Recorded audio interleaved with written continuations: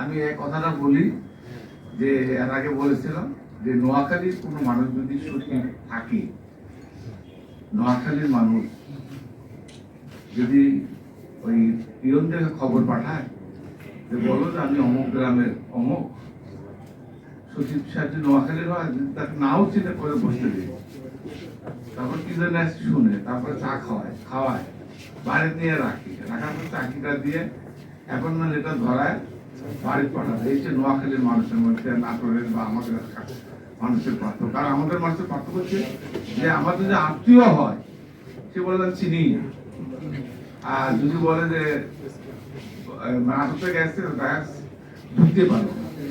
এই যে আমাদের ক্যারেক্টার, হ্যাঁ আমাদের এই ক্যারেক্টার পরিবর্তন যদি না হয়, আমার সিদ্দিক ভাই যেটা বলেছে কোনো লাভ হয় না। কারণ আমি আমার অতীতের অভিজ্ঞতা থেকে আমি যেটা অর্জন করেছি, আমি ওটা বললাম যে ক্ষমতা স্থায়ী। হাকিম সাহেব